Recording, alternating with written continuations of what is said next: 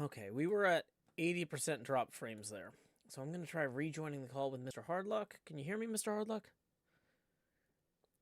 I sure can. We'll do the real intro in just a second. I'm just making sure OBS hasn't completely failed us.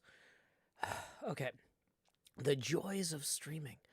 The most brittle tech stack in technology. And I gotta say, a lot of tech stacks are pretty brittle indeed. So here we go. Let's go ahead and load up the YouTube chat. We're going to have a few minutes for everybody to come in and hopefully be able to catch the stream. They might have to refresh if they joined the original 15 seconds of 80% drop frames, but it looks like our router reset was successful. So that is a small Christmas blessing. We have a few other folks actually on the server tonight. The last few nights that was not the case. I've already warned Etho and Wells that they're 67? Level 67? They're almost twice my level. They're almost twice my level. Okay, you know what? Oh wow, that's like a lot. That's a lot of levels. That's 30 several levels. Okay, well we need to do a real introduction so that Mr. Hardluck can start talking.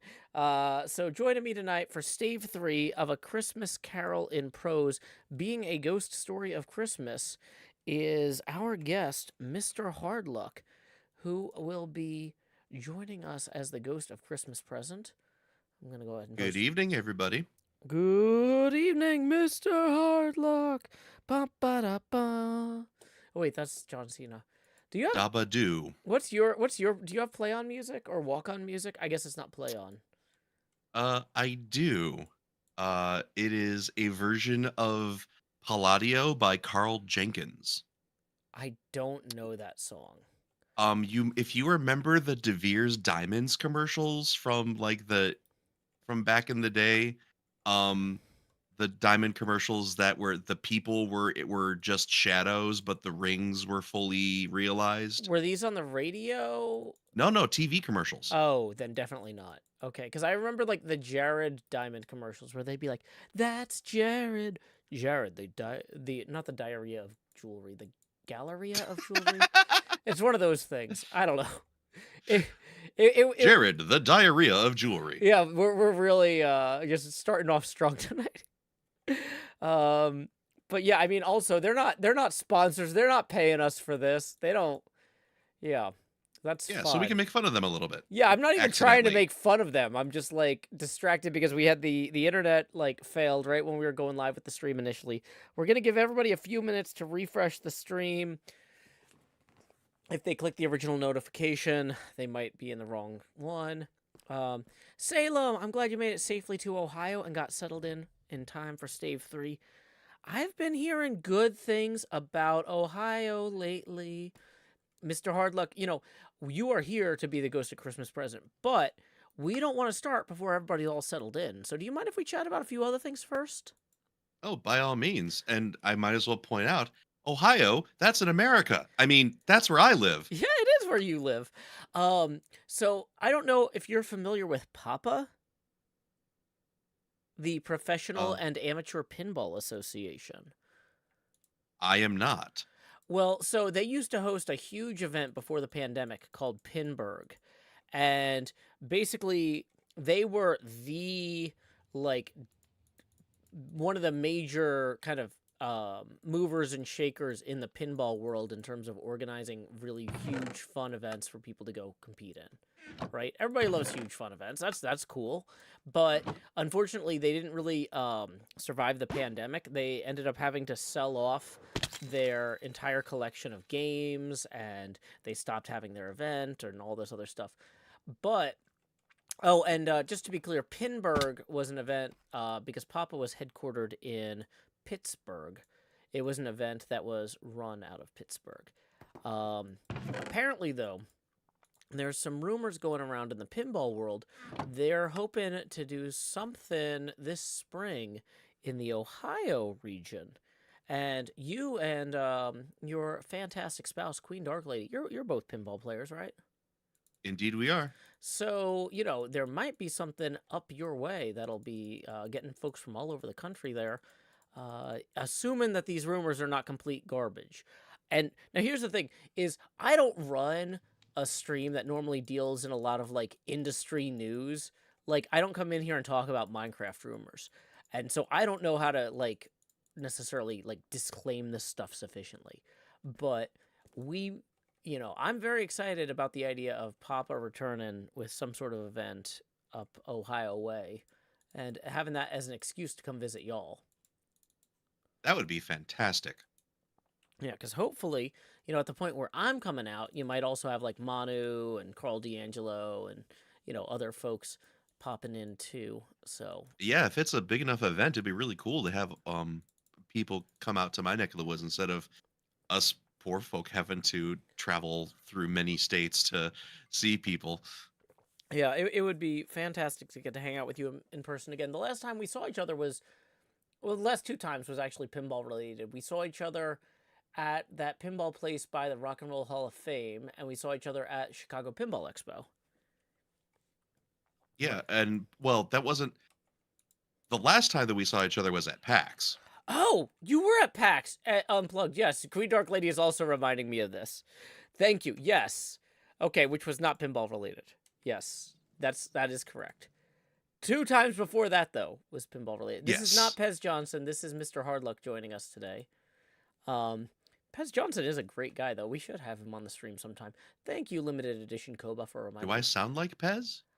Not especially, but like I mean, in the same way that Kelly doesn't especially sound like Gemini Tay, but like once somebody said it, I could kind of hear it. You know what I mean? Like, oh, if you didn't know who you were looking for, like that's not completely unfair.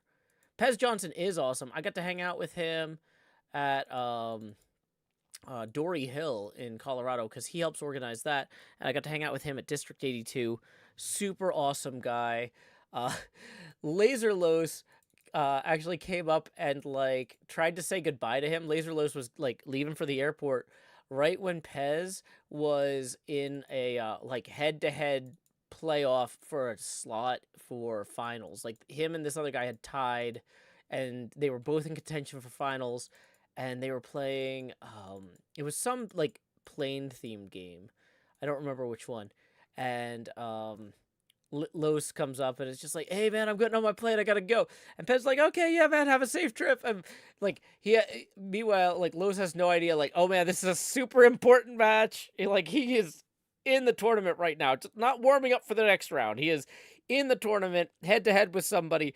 And like Los is like, "Oh, it was great seeing you." And Pez is like, "Yeah, great seeing you too, man. I really, it was fantastic talking." But like, and then like eventually Los like looks up and like notices the rig and notices like that there's like a semicircle of like 35 people watching this live like in the room. He's like, "Oh, is this like still? I thought the round was over." Pez like, "No, it's me and this other guy. We had a tie. It's a tiebreaker round." And Los like, "Oh, cool, cool, cool." But like like some people would have like flipped out, but Pez was so gracious about that. Yeah, so we might have also just put our Shatterer into the system. We're going to be reading Stave 3 of A Christmas Carol tonight. After our technical difficulties, though, we're giving everybody about 10, 15 minutes to come in before they join us.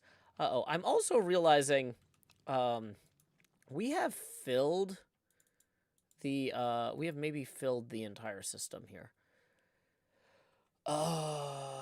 Wait, no, the storage system shouldn't be full because oh wait, no, that was the double pouch that had the spots. Yeah, storage system might be full. Uh-oh.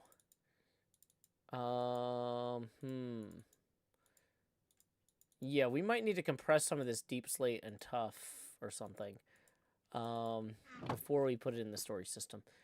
Anyway, we are on the Hermitcraft Vault Hunter server right now, and hopefully that's fine with y'all because that is where we're reading A Christmas Carol in prose, being a ghost story of Christmas by Charles Dickens this evening. If we fill this with deep slate, oh no, is there not a compressed deep slate option? I don't think we have any choice but to try to update or upgrade these colossal chests. Is that just deep slate or is that cobbled deep slate? This is just normal deep slate, but like I'm not gonna go manually cobble all this deep slate so I can compress it. Like, then we have two problems. Okay. So, Oh, it looks like Chad is thinking what I'm thinking. yeah. So here's the first thing we're going to do. We're going to pull anything out of this system that is used in the Colossal Chest mod. Like these colossal copper chest walls and the wood ones and the upgrade system. Okay. And then everything else here just happens to have like a random COLO somewhere in it. But whatever, that's fine. Okay. So if we want to upgrade these iron colossal chests to gold colossal chests before we start the stream to read the Christmas Carol, what do we need real quick? Oh, good, it's raining. Okay, so the gold colossal chest wall requires chromatic steel ingots, blocks of gold, and iron colossal chest walls. Fantastic. How many of those do we have? So to make iron colossal chest walls, we can take these copper ones, add chromatic steel ingots, blocks of iron, and okay. So this might be its own whole thing. We are going to get going on reading A Christmas Carol probably in about 5 minutes for those of you joining us for that. If you need to grab a drink or whatnot, now is a good time. We had some technical issues earlier, and we are giving everybody a chance to restart the stream who might have got the initial invite. Salem, though, rolling in, longtime supporter of the stream, huge supporter of the show. Salem tipping 50 to start us off. Says, assuming I can read this, because I think this is technically in English, but I'm looking at trying to get OBS to work on the other camera, or other monitor. Okay, Salem writes, Happy Holidays, I've been absolutely enthralled by A Christmas Carol, and hope I'll be able to rope some family into reading it out loud together. Hey, that would be the best possible outcome of this stream, is other people doing this with their friends and family. So we're going to bring this up to 50% rotation. We're rotating the camera 1 degree angular for every dollar that rolls in. Tips are welcome via paypal.me/JoeHills and YouTube Super Chat. Trying to read from one monitor while finding the rotational controls on the other monitor. Not my strong suit. Okay. So once again, we are reading Stave 3 tonight. You can read along at this link. We're going to be getting going in just a few minutes after kind of let... I was going to... Boy, this rain is not, like, really doing me any favors here. I guess technically that means it'll be snowing once we reach the snow area. But yeah, we're gonna give everybody a few minutes since we had kind of a false alarm on the stream start alerts. Anybody who might not have realized they need to refresh the stream, we're gonna give them a chance to do that. Welcome, Stephanie Hall 17. Glad you could join us. Okay. We got plenty of gold here. Ooh, we got more gold there. So we can always improve our storage system while we get that going. So, Mr. Hardluck, you've been playing Vault Hunters lately, too, you said, right? That's correct. You and your spouse, Queen Dark Lady, have been playing. So, what level are you in this game? You started about the same time as me. Yeah, I want to say that I'm level 37, and I think QDL is, if she's not at the same level as me, she's just one below me. Gotcha. So, 37, 36, somewhere in there. Okay, she says she's also 37. Ah, fantastic. Okay. Yeah, I was told the other day by somebody that we were talking about how old we were at the bar, the pinball bar I hang out at No Quarter, and some people were talking about how like they don't necessarily look their age, and I was like, okay, well, how old do you guys think I am? And they were like, well, if we didn't know you had a kid, we'd say 35 or 36. And I'm like, well, I am 37, so I don't know if I should be insulted or not. Like, wow. Yeah. Okay. Thanks. Yeah. Fantastic. Fantastic stuff. So, yeah, Queen Dark Lady saying, I am 37, makes me think, oh, I'm 37. But I've been told I might be 35 or 36 if you didn't know better. Okay.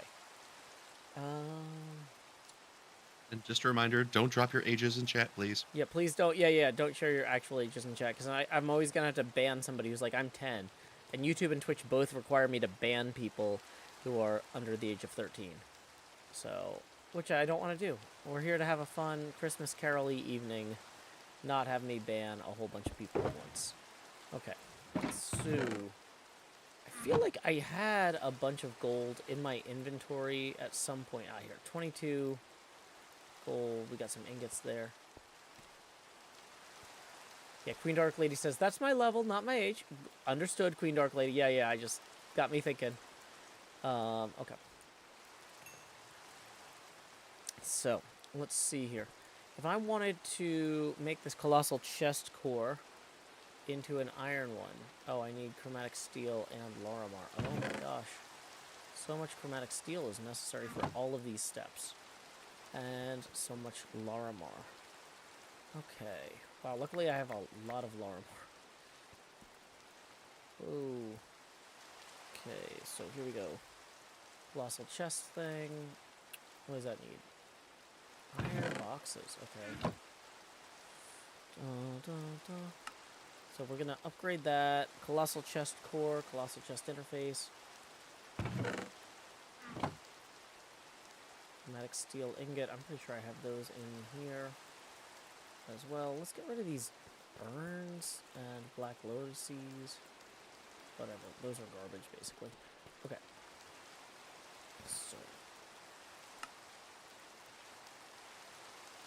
So we've got iron ones, but now we need to actually get gold ones, is kind of the problem here. Perfect Lorimar. Sheesh. That is not cheap. That's fine, though. We're going to make it happen, because our storage system is overflowing, and that's not okay. So upgrade some of these to iron, and then upgrade those to gold. I'm not sure, what are we missing there? More gold blocks. Well, luckily we're cooking some of those at the moment.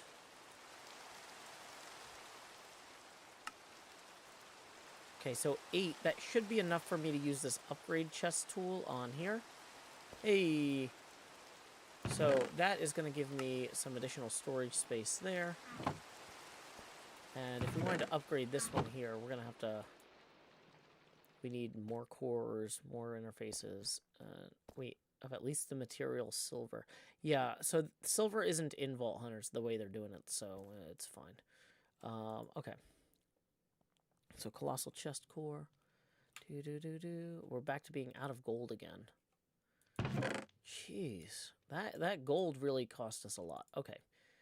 Either way, we can at least now empty our storage. Let's go ahead and I was gonna say maybe kind of consolidate some of these into those. Yeah, there we go. More perfect Lorimar. That'll be helpful to have. And we are gonna head over to our Christmas Carol winter area. Now that we've kind of cleaned this up a little bit here. What's in this shulker? Is it full of deep slate that we also need to dump? Oh my gosh, yeah, we have accidentally gathered a bunch of deep slate, which you cannot compress when you put into this system. So you'll end up with just like an insane amount of deep slate, it turns out. I thought I was doing great with these stack expanders on my pouch, but then when I tried to put everything away, it was just a nightmare. Vault seeds, those are good to have too. So dropping that off. Okay, cool.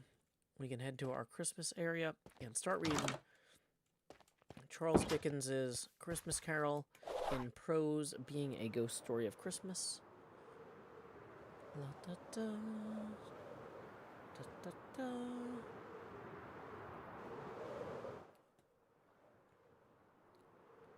Feel like, oh, there's our little tree that we like to hang out on top of. Okay. Healing a bit. Mr. Hardluck, have you got Stave 3, the second of the 3 spirits, loaded up on your end? I sure do. Okay. What does anybody in the chat remember? Was it F3 and D to clear the text in the... Yeah, there we go. Now I can Alt-Tab out without it breaking. Okay. Cool. So I'm ready to start reading. We are 20 minutes in. Just as a reminder, if you tip during the reading part of the stream, we'll acknowledge those at a logical break in the text. That will not be interrupted in the middle. So here we go. Stave 3. The second of the three spirits. Awakening in the middle of a prodigiously tough snore, and sitting up in bed to get his thoughts together, Scrooge had no occasion to be told that the bell was again upon the stroke of 1. He felt that he was restored to consciousness in the right nick of time for the especial purpose of holding a conference with the second messenger dispatched to him through Jacob Marley's intervention. But finding that he turned uncomfortably cold when he had begun to wonder which of his curtains the new spectre would draw back, he put them every one aside with his own hands, and, lying down again, established a sharp lookout all round the bed, for he wished to challenge the spirit on the moment of its appearance, and did not wish to be taken surprise and made nervous. Gentlemen of the free and easy sort, who plume themselves on being acquainted with a move or two, and being usually equal to the time of day, express the wide range of their capacity for adventure by observing that they are good for anything, from pitch and toss to manslaughter, between which opposite extremes, no doubt, there lies a tolerably wide and comprehensive range of subjects. Without venturing for Scrooge quite as heartily as this, I don't mind calling on you to believe that he was ready for a good, broad field of strange appearances, and that nothing between a baby and a rhinoceros would have astonished him very much. Now, being prepared for almost anything, he was not by any means prepared for nothing, and consequently, when the bell struck 1 and no shape appeared, he was taken with a violent fit of trembling. 5 minutes, 10 minutes, a quarter of an hour went by, yet nothing came. All this time he lay upon his bed, the very core and center of a blaze of ruddy light, which streamed upon it when the clock proclaimed the hour, and which, being only light, was more alarming than a dozen ghosts, as he was powerless to make out what it meant, or would be at, and was sometimes apprehensive that he might be, at that very moment, an interesting case of spontaneous combustion, without having the consolation of knowing it.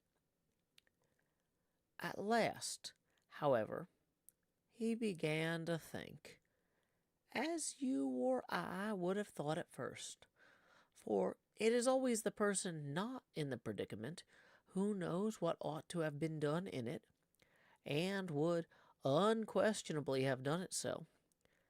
At last, I say, he began to think that the source and secret of this ghostly light might be in the adjoining room, from whence, on further tracing it, it seemed to shine. This idea taking full possession of his mind, he got up softly and shuffled in his slippers to the door. The moment Scrooge's hand was on the lock, a strange voice called him by name and bade him enter. He obeyed. It was his own room. There was no doubt about that, but it had undergone a surprising transformation. The walls and ceiling were so hung with living green that it looked a perfect grove, from every part of which bright gleaming berries glistened, The crisp leaves of holly, mistletoe, and ivy reflected back light as if so many little mirrors had been scattered there, and such a mighty blaze went roaring up the chimney as that dull petrification of a hearth had never known in Scrooge's time, or Marley's, or for many and many a winter season gone. Heaped upon the floor to form a kind of throne were turkeys, geese, game, poultry, brawn, great joints of meat, sucking pigs, long wreaths of sausages, mince pies, plum puddings, barrels of oysters, red hot chestnuts, cherry-cheeked apples, juicy oranges, luscious pears, immense 12th cakes, and seething bowls of punch that made the chamber dim with their delicious steam. In easy state upon this couch there sat a jolly giant, glorious to see, who bore a glowing torch, in shape not unlike Plenty's horn, and held it up, high up, to shed its light on Scrooge as he came peeping round the door.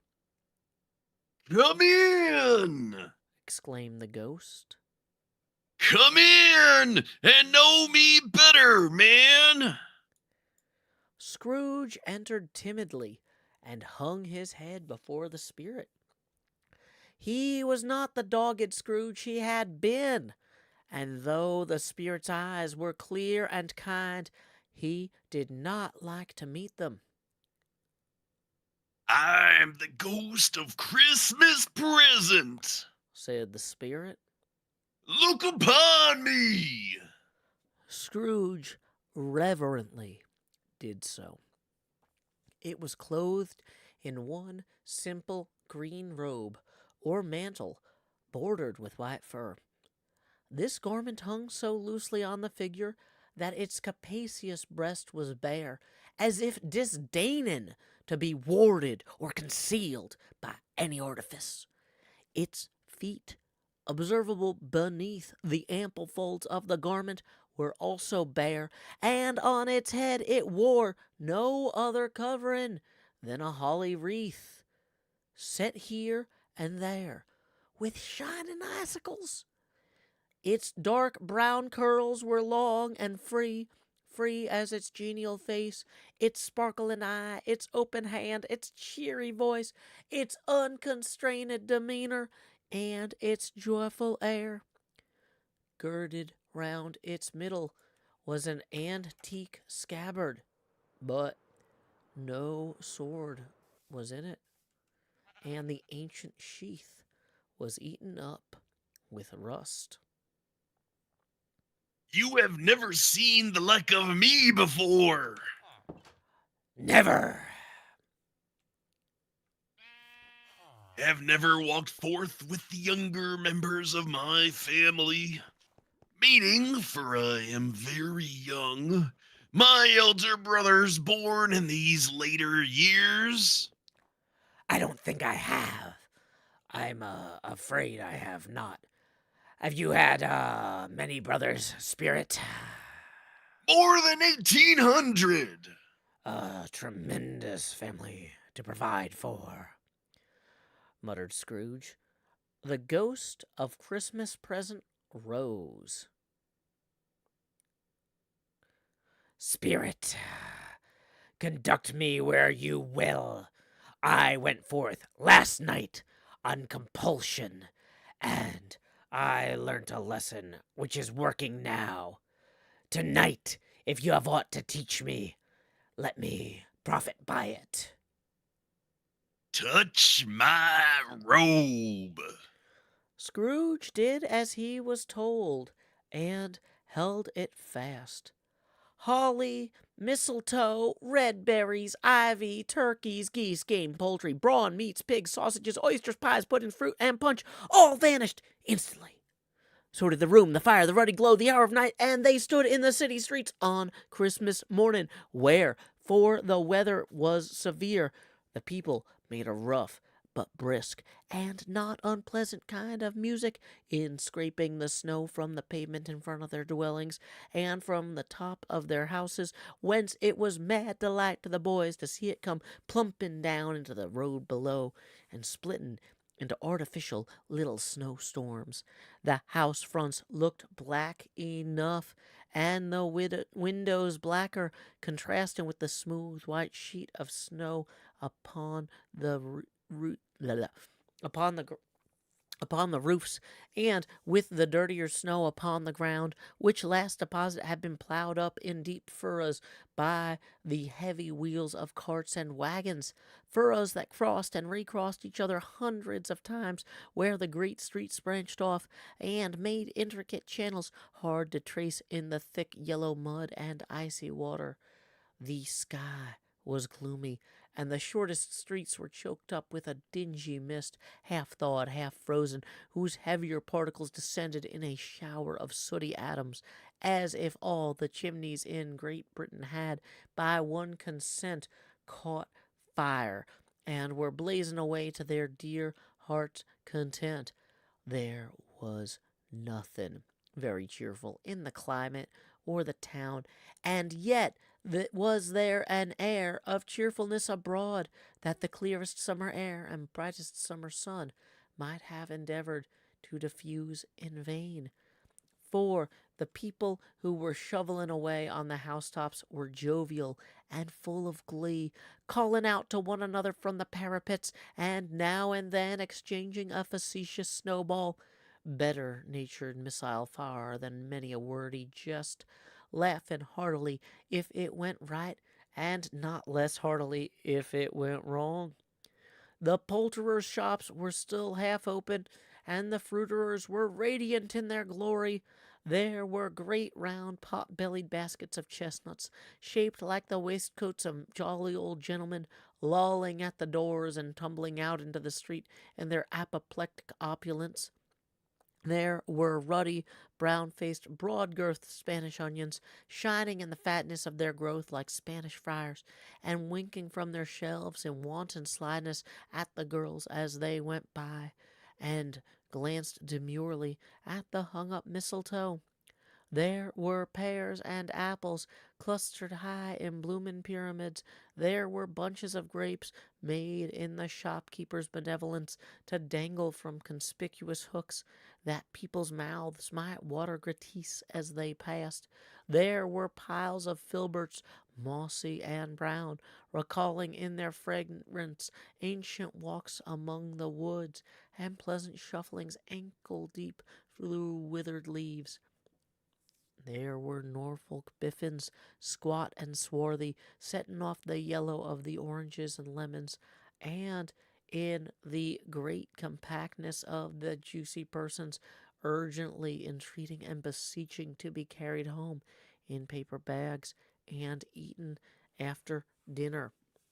The very gold and silver fish set forth among these choice fruits in a bowl, though members of a dull and stagnant bodied race, appeared to know that there was something going on, and to a fish went gasping round and round their little world in slow and passionless excitement.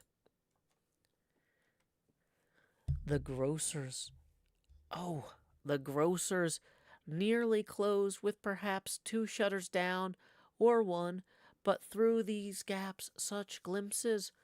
It was not alone that the scales descending on the counter made a merry sound, or that the twine and roller party company so briskly, or that the canisters were rattled up and down like juggling tricks, or even that the blended scents of tea and coffee were so grateful to the nose, or even that the raisins were so plentiful and rare, the almonds so extremely white, the sticks of cinnamon so long and straight, the other spices so delicious, the candied fruits so caked and spotted with molten sugar as to make the coldest lookers on feel faint. and subsequently bilious. Nor was it that the figs were moist and pulpy, or that the French plums blushed in modest tartness from their highly decorated boxes, or that everything was good to eat and in its Christmas dress.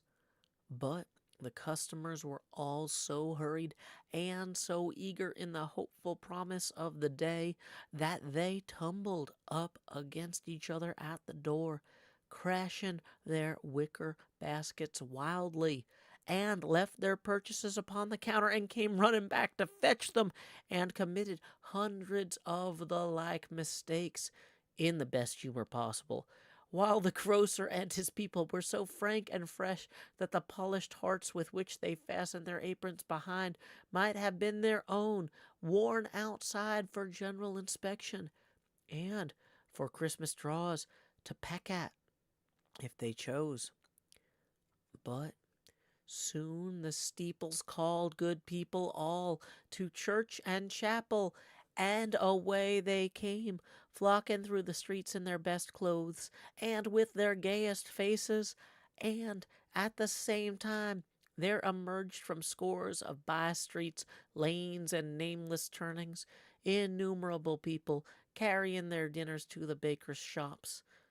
The sight of these poor revelers appeared to interest the spirit very much, for he stood with Scrooge beside him in a baker's doorway, and, taking off the covers as their bearers passed, sprinkled incense on their dinners from his torch. And it was a very uncommon kind of torch, for once or twice, when there were angry words between some dinner carriers who had jostled each other, he shed a few drops of water on them from it, and their good humor was restored directly. For they said, "It was a shame to quarrel upon Christmas Day." And so it was. God love it, so it was. In time, the bells ceased, and the bakers were shut up. And yet there was a genial shadowing forth of all these dinners and the progress of their cooking in the thawed blotch of wet above each baker's oven, where the pavement smoked as if its stones were cooking too. Is there a peculiar flavor in what you sprinkle from your torch? There is my own. Would it apply to any kind of dinner on this day? To any kindly given, to a poor one most. Why to a poor one most? Because it needs it most. Spirit, I wonder, you of all the beings in the many worlds about us, should desire to cramp these people's opportunities of innocent enjoyment. Aye. You would deprive them of their means of dining every seventh day, often the only day on which they can be said to dine at all, wouldn't you? Aye. You seek to close these places on the seventh day, and it comes to the same thing. I seek. Forgive me if I am wrong. It has been done in your name, or at least in that of your family. There are some upon this earth of yours who lay claim to know us, and who do their deeds of passion, pride, ill will, hatred, envy, bigotry, and selfishness in our name, who are as strange to us and all our kith and kin as if they had never lived. Remember that, and charge their doings on themselves, not us. Scrooge promised that he would, and they went on, invisible, as they had been before. into the suburbs of the town. It was a remarkable quality of the ghost, which Scrooge had observed at the baker's, that, notwithstanding his gigantic size, he could accommodate himself to any place with ease, and that he stood beneath a low roof quite as gracefully and like a supernatural creature as it was possible he could have done in any lofty hall.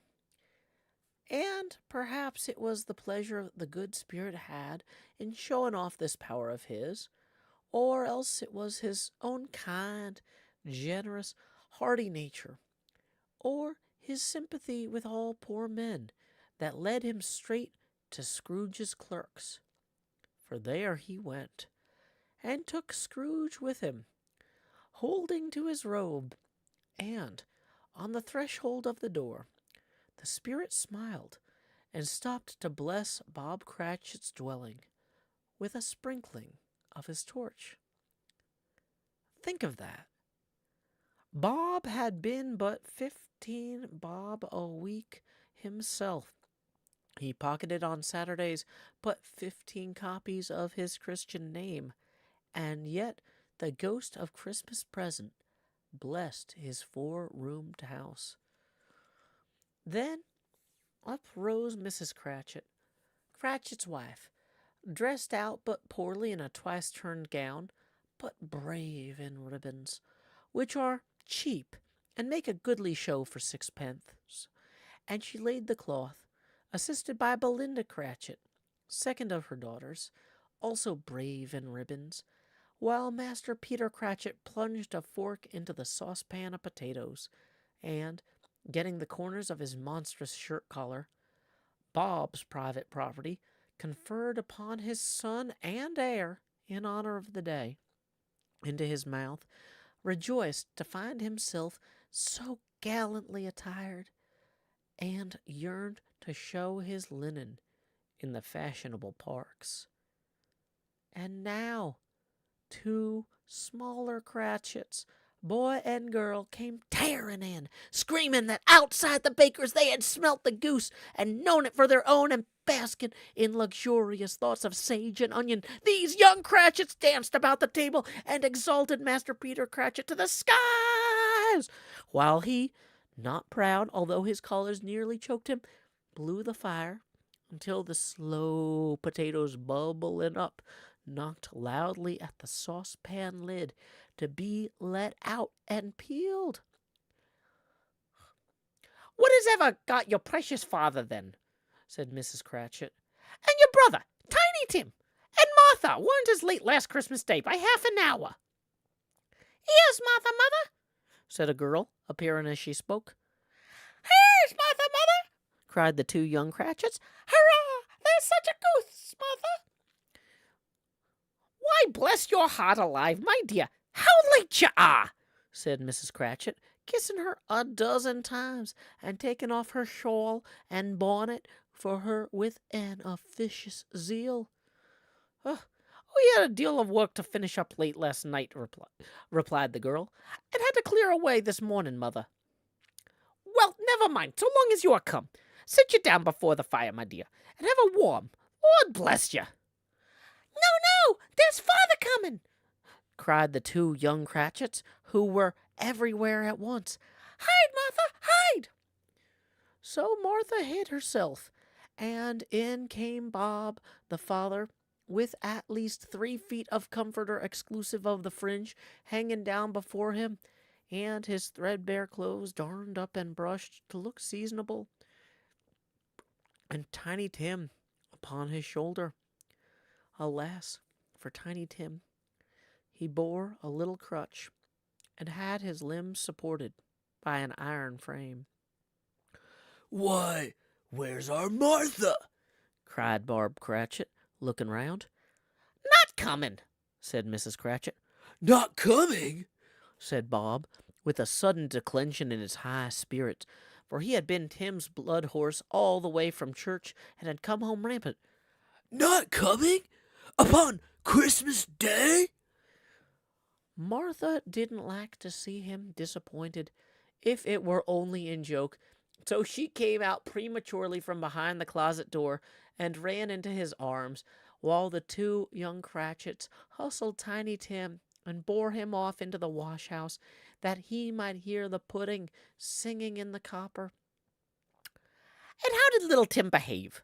asked Mrs. Cratchit, when she had rallied Bob on his credulity, and Bob had hugged his daughter to his heart's content. "As good as gold, and better. Somehow he gets thoughtful, sitting by himself so much, and thinks the strangest things you ever heard. He told me, coming home, that he hoped the people saw him in church because he was a cripple, and it might be pleasant to them to remember upon Christmas Day who made lame beggars walk and blind men see." Bob's voice was tremulous when he told them this, and trembled more when he said that Tiny Tim was growing strong and hearty. His active little crutch was heard upon the floor, and back came Tiny Tim before another word was spoken, escorted by his brother and sister to the stool before the fire, while Bob, turning up his cuffs as if, poor fellow, they were capable of being made more shabby, compounded some hot mixture in a jug with gin and lemons, and stirred it round and round, put it on the hob to simmer. Master Peter and the two ubiquitous young Cratchits went to fetch the goose, with which they soon returned in high procession. Such a bustle ensued that you might have thought a goose the rarest of all birds, a feathered phenomena to which a black swan was a matter of course. And, in truth, it was something very like it in this house. Mrs. Cratchit made the gravy, ready beforehand in a little saucepan, hissing hot. Master Peter mashed the potatoes with incredible vigor. Miss Belinda sweetened up the apple sauce. Martha dusted the hot plates. Bob took Tiny Tim beside him in a tiny corner at the table. The two young Cratchits set chairs for everybody, not forgetting themselves, and, mounting guard upon their posts, crammed spoons into their mouths, lest they should shriek for goose before their turn came to be helped. At last, the dishes were set upon, and grace was said. It was succeeded by a breathless pause, as Mrs. Cratchit, looking slowly all along the carving knife, prepared to plunge it into the breast. But when she did, and when the long-expected gush of stuffing issued forth, one murmur of delight arose all round the board, and even Tiny Tim, excited by the two young Cratchits, beat on the table with the handle of his knife, and feebly cried, "Hurrah!" There never was such a goose. Bob said he didn't believe there ever was such a goose cooked. Its tenderness and flavor, size and cheapness were themes of universal admiration. Eked out by applesauce and mashed potatoes, it was a sufficient dinner for the whole family. Indeed, as Mrs. Cratchit said with great delight, surveying one small atom of a bone upon the dish, they hadn't ate it all at last. Yet every one had had enough, and the youngest Cratchits in particular were steeped in sage and onion to the eyebrows. But now, the plates being changed by Miss Belinda, Mrs. Cratchit left the room alone, too nervous to bear witness, to take the pudding up and bring it in. Suppose it should not be done enough. Suppose it should break in turning out. Suppose somebody should have got over the wall of the backyard and stolen it while they were merry with the goose, a supposition at which the two young Cratchits became livid. All sorts of horrors were supposed. Hallo! A great deal of steam. The pudding was out of the copper. A smell like a washing day. That was the cloth. A smell like an eating house, and a pastry cook's next door to each other, with a laundress's next door to that. That was the pudding. In half a minute, Mrs. Cratchit entered, flushed but smiling proudly, with the pudding like a speckled cannonball, so hard and firm, blazing in half a quartern of ignited brandy, and bedlight with Christmas holly stuck into the top. Oh, wonderful pudding!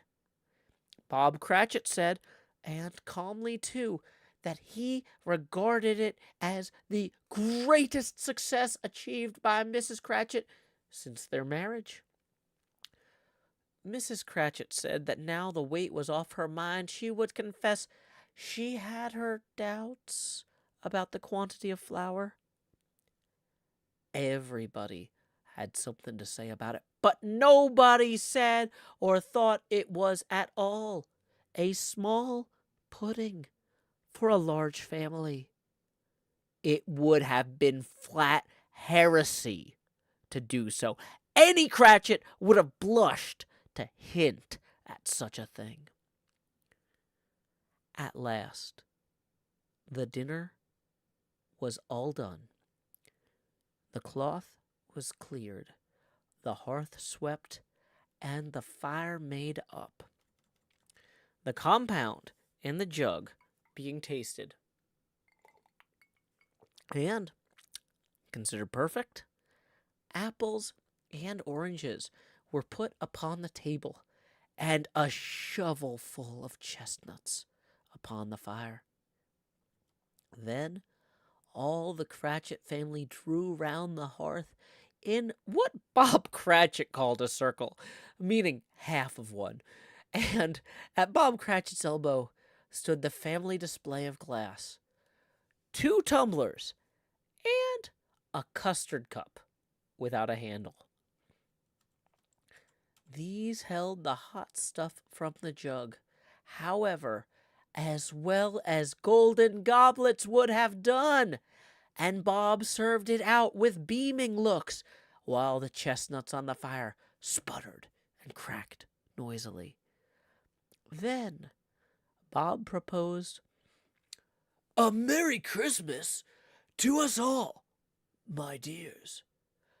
God bless us," which all the family re-echoed. "God bless us, every one," said Tiny Tim, the last of all. He sat very close to his father's side upon his little stool. Bob held his withered little hand in his, as if he loved the child and wished to keep him by his side, and dreaded that he might be taken from him. "Spirit," said Scrooge, with an interest he had never felt before. "Tell me if Tiny Tim will live."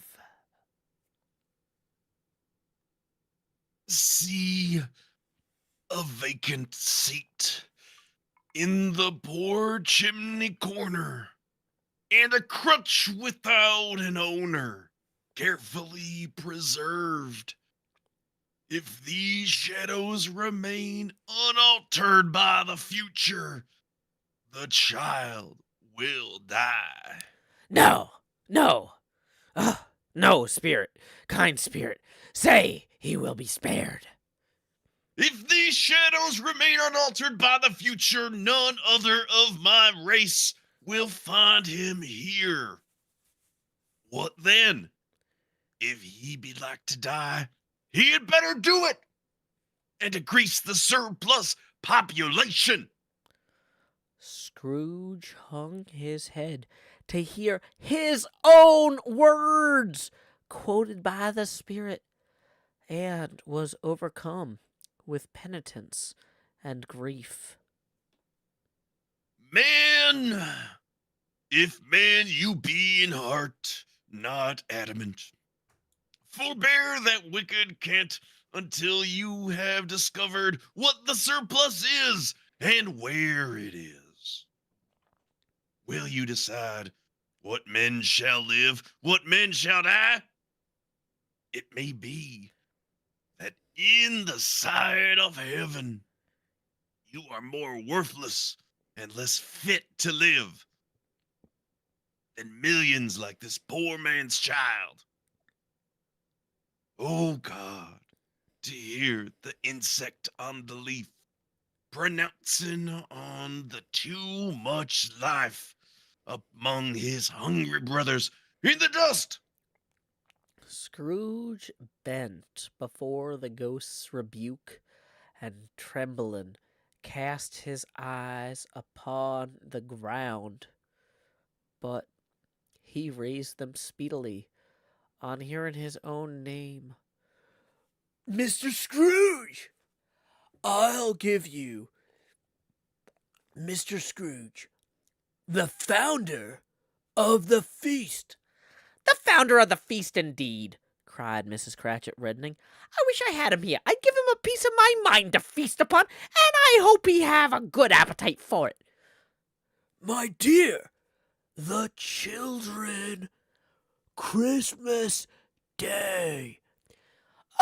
It should be Christmas Day, I am sure, on which one drinks the health of such an odious, stingy, hard, unfeeling man as Mr. Scrooge. You know he is, Robert. Nobody knows it better than you do. Poor fellow. My dear, Christmas Day. I'll drink to his health for your sake, and the day's, but not for his. Long life to him. A merry life, a merry Christmas, and a happy New Year. He'll be very merry and very happy, I have no doubt. The children drank the toast after her. It was the first of their proceedings which had no heartiness. Tiny Tim drank it last of all, but he didn't care tuppence for it. Scrooge was the ogre of the family. The mention of his name cast a dark shadow on the party, which was not dispelled for full 5 minutes. After it had passed away, they were 10 times merrier than before, from the mere relief of Scrooge the Baleful being done with. Bob Cratchit told them how he had a situation in his eye for Master Peter, which would bring in, if obtained, full 5 and 6 weekly. The two young Cratchits laughed tremendously at the idea of Peter's being a man of business, and Peter himself looked thoughtfully at the fire from between his collars, as if he were deliberating what particular investments he should favor when he came into the receipt of that bewildering income. Martha, who was a poor apprentice at a milliner's, then told them what kind of work she had to do, and how many hours she worked at a stretch, and how she meant to lie abed tomorrow morning for a good long rest, tomorrow being a holiday she passed at home. Also, how she had seen a countess and a lord some days before, and how the lord was much about as tall as Peter, at which Peter pulled up his colors so high you couldn't have seen his head if you had been there. All this time the chestnuts and the jug went round, and by they had a song about a lost child traveling in the snow from Tiny Tim, who had a plaintive little voice, and sang it very well indeed. There was nothing of high mark in this. They were not a handsome family. They were not well dressed. Their shoes were far from being waterproof. Their clothes were scanty, and Peter might have known, and very likely did, the inside of a pawnbroker's. But they were happy, grateful, pleased with one another, and contented with the time. And when they faded, and looked happier yet in the bright sprinklings of the spirit's torch at parting, Scrooge had his eye upon them, and especially upon Tiny Tim, until the last. By this time, it was getting dark, and snowing pretty heavily, and as Scrooge and the spirit went along the streets, the brightness of the roaring fires in the kitchens, parlors, and all sorts of rooms was wonderful. Here, the flickering of the blaze showed preparations for a cozy dinner, with hot plates baking through and through before the fire, and deep red curtains ready to be drawn to shut out the cold and darkness.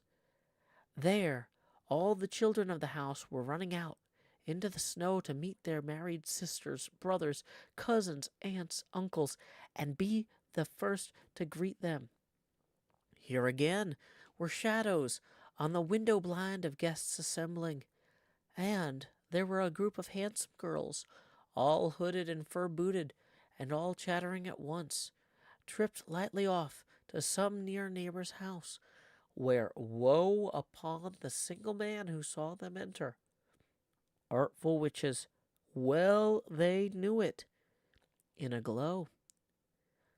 But if you had judged from the number of people on their way to friendly gatherings, you might have thought there was no one at home to give them any welcome when they got there.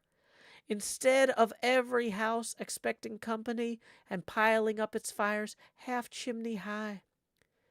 Blessings on it, how the ghost exulted, how it bared its breadth of breast and opened its capacious palm and floated on, outpouring with a generous hand its bright and harmless mirth on everything within its reach. The very lamplighter who ran on before, dotting the dusky street with specks of light, and who was dressed to spend the evening somewhere, laughed out loudly as the spirit passed, though little kenned the lamplighter that he had any company but Christmas.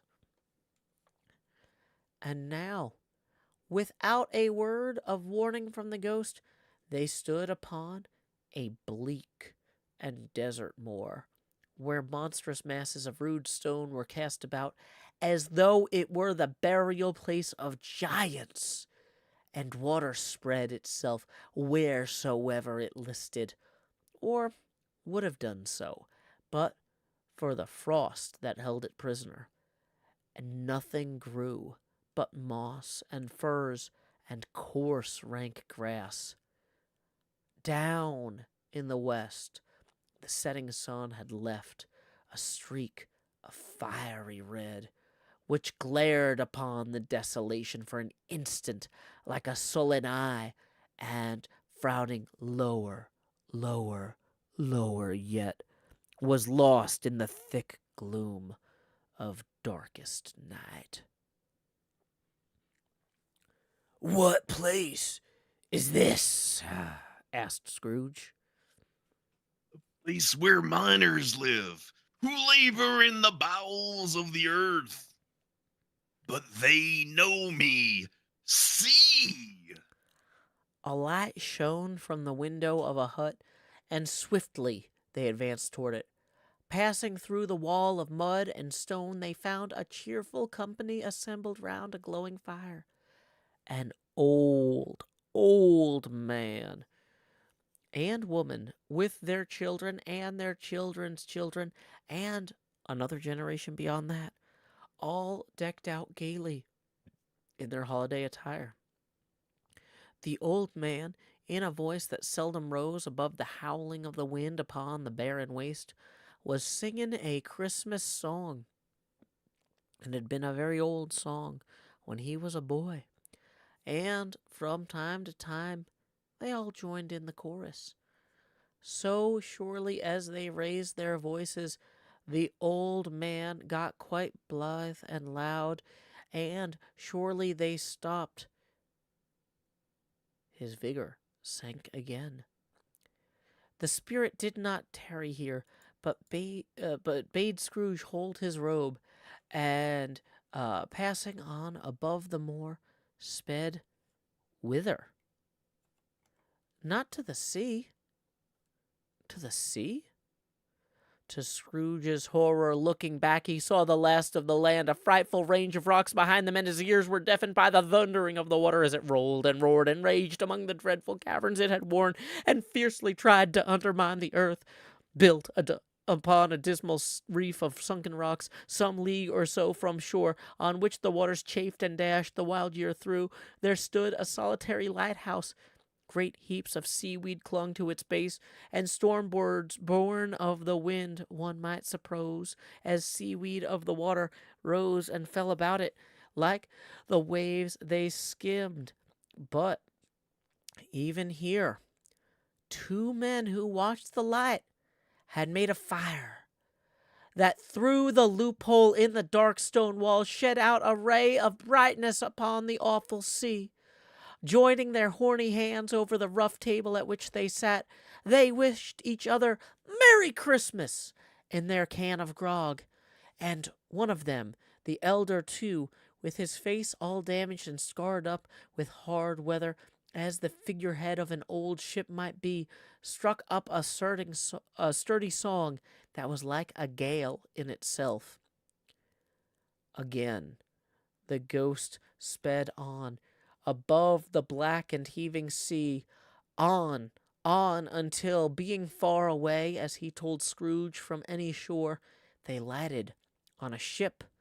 They stood beside the helmsman at the wheel, the lookout in the bow, the officers who had the watch, dark, ghostly figures in their several stations. But every man among them hummed a Christmas tune, or had a Christmas thought, or spoke below his breath to his companion of some bygone Christmas day, with homeward hopes belonging to it. And every man on board, waking or sleeping, good or bad, had had a kinder word for another on that day than on any other day of the year, and had shared to some extent in its festivities, and had remembered those he cared for at a distance, and had known that they delighted to remember him. It was a great surprise to Scrooge, while listening to the moaning of the wind, and thinking what a solemn thing it was to move on through the lonely darkness over an unknown abyss whose depths were secrets as profound as death. It was a great surprise to Scrooge, while thus engaged, to hear a hearty laugh. It was a much greater surprise to Scrooge to recognize it as his own nephew's, and to find himself in a bright, dry, gleaming room, with the spirit standing smiling by his side, and looking at that same nephew with approving affability. "Ha ha!" laughed Scrooge's nephew. "Ha ha ha!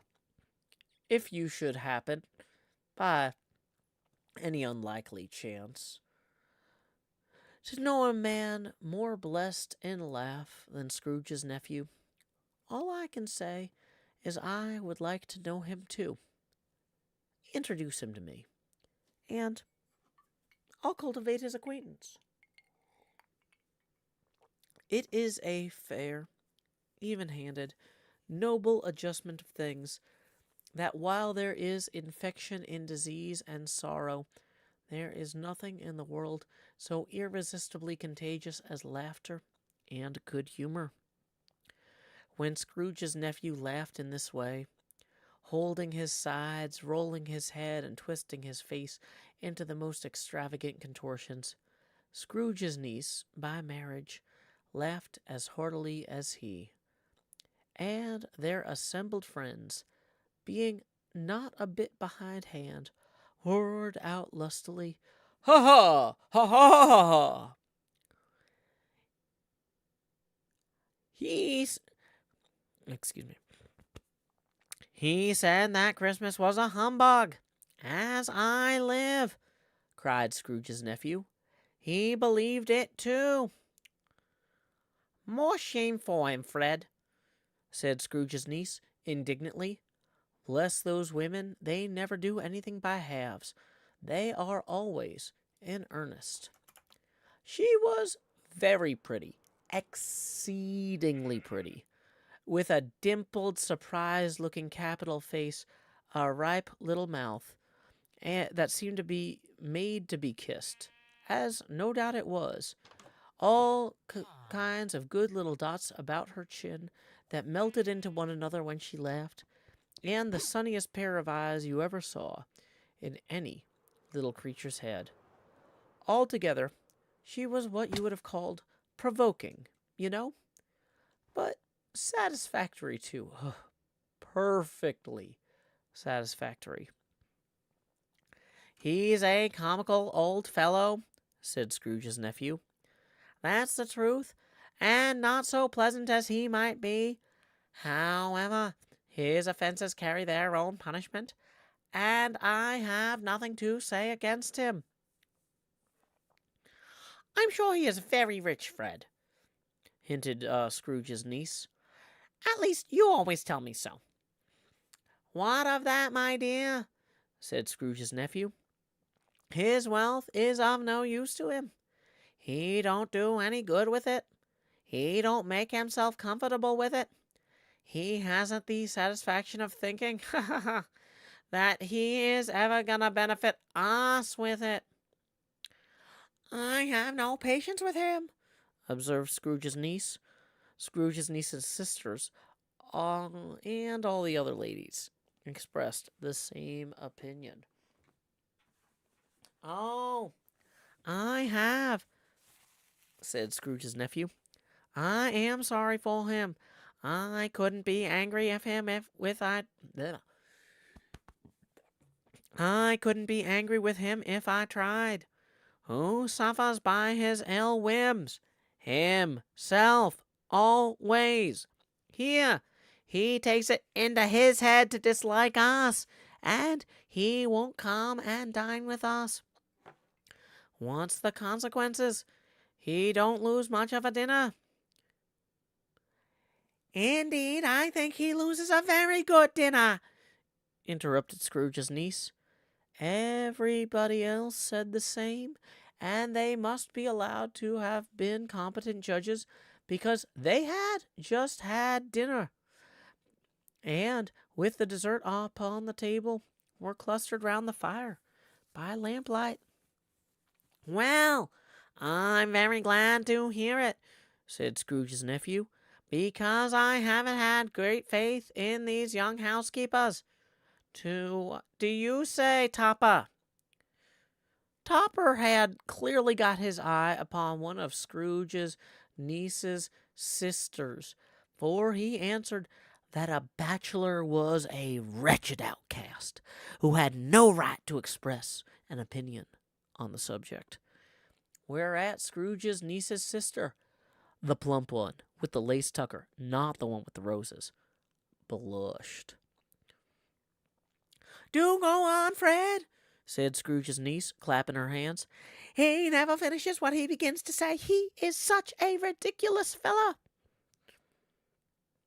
Scrooge's nephew reveled in another laugh, and as it was impossible to keep the infection off, though the plump sister tried hard to do it with an aromantic vinegar, his example was unanimously followed.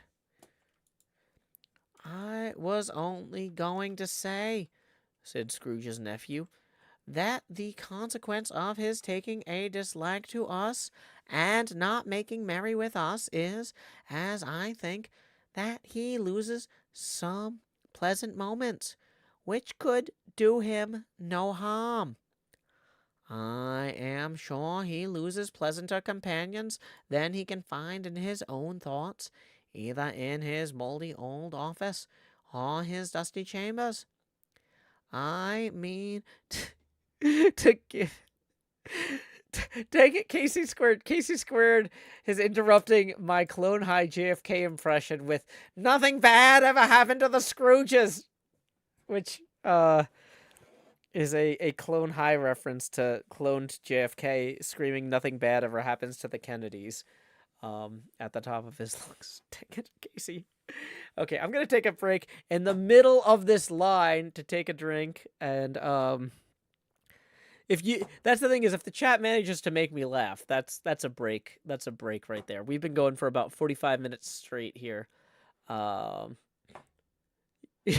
Okie dokie, Crisco says, and then immediately he gets in a car accident. Yeah, I remember the scene. But yeah, for those of you just joining us, I've seen some people coming in asking questions. We are currently reading A Christmas Carol in Prose, Being a Ghost Story of Christmas by Charles Dickens. I'm going to post a Project Gutenberg link for anybody coming in who wants to follow along with the text. We have Mr. Hardluck joining us. Woo! There's Mr. Hardluck now. If you are curious about where you can find Mr. Hardluck, he's got a YouTube and a Twitch. I'm going to post those as well. Mr. Hardluck is doing the voice of the Ghost of Christmas Present. Hardluck and his wife, Queen Dark Lady, both play on the Vault Hunters server that I run on my Patreon. Not this one, which is currently just full of Wells Knights and Ethos. No, Wells logged off. I did want to point out that Aromantic Vinegar would also be a great band name. I've been, like, trying to find all the good band names in this text, and I think it would be hard to beat Aromantic Vinegar. I think Perfectly Satisfactory would be a solid album title. It would be. Oh, it's aromatic vinegar, like aroma, says Queen Dark Lady. Okay. Yeah. I wasn't going to say anything, but yeah. Okay, aromatic vinegar is definitely, like, okay. Yeah, I think I've been spending too much time on Tumblr. Okay, yeah, I completely misread that. That was not me doing that as a bit. I did not read that correctly. Okay, we're having fun here tonight reading A Christmas Carol. We have the original text in the public domain. This is the text that Dickens himself published, not the American import version from 1903. We're going all the way back to the source material. I love that he includes the ships at sea and the lighthouses and the miners and stuff. That's the sort of thing you don't get in all the adaptations, you know? It's not really crucial for the story to see that the British Empire is bigger than just London. But, you know, London is fueled by the coal that the miners get. Like, he keeps talking about all the chimneys everywhere. He is acknowledging that, like, you know, the fish and all these things, they come from aboard ships. There's lighthouses, there's infrastructure. It's like a whole thing. Like, Christmas is bigger than just Scrooge.